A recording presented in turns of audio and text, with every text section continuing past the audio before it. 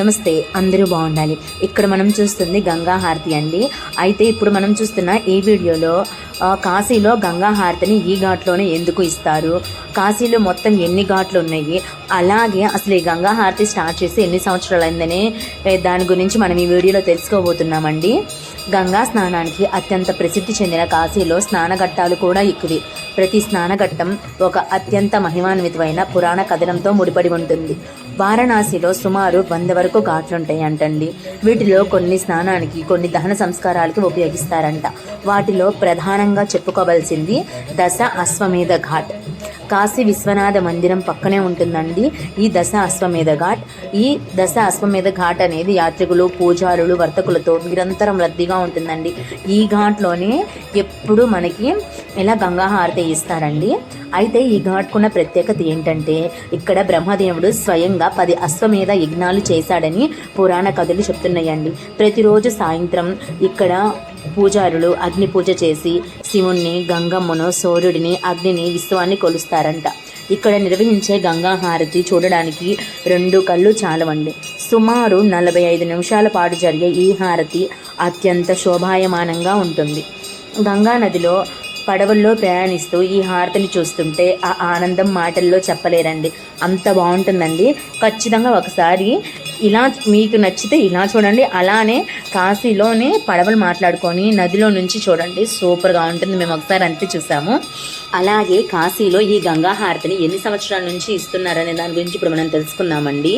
గంగోత్రి సేవా సమితి సభ్యుడైన దినేష్ చంద్ర దుబే గారు బీబీసీకి చెప్తుంటే నేను ఆ బీబీసీ న్యూస్లో చూశానండి. గత 36 ఏళ్ల క్రితం దశ అశ్వమేధ ఘాట్లో వీరి నాన్నగారు ఈ హారతిని ప్రారంభించారంట. ఈ హారతిని 5 బ్రాహ్మణులతో నిర్వహిస్తారంటండి. ఈ గంగా హారతి 36 ఏళ్లుగా నిర్వహిస్తున్నారు. ఈ హారతిని చూడడానికి ప్రపంచ నలుమూలల నుండి భక్తులు వస్తారంటండి. ఈ హారతి ప్రక్రియ మనం చూద్దాం.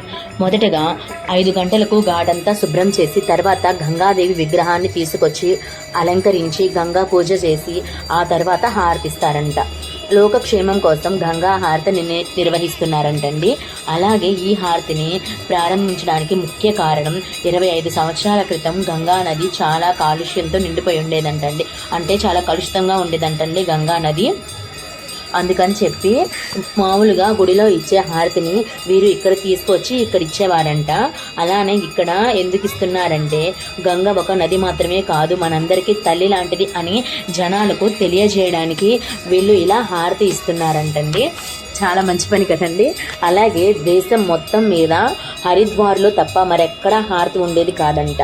ఈ హారతిని కాశీలో ప్రారంభించడానికి కారణం గంగా నది ఒక నది మాత్రమే కాదు, మనందరికీ తల్లి లాంటిది అని చాటి చెప్పడానికి చేశారంటండి. ఇప్పుడు గంగా హారతి ప్రపంచవ్యాప్తంగా ఎంతో మందికి మనశ్శాంతిని కలిగిస్తుందని చెప్తున్నారు. ఈ గంగా హారతిలో మొత్తం 11 రకాలు ఉంటాయంటండి.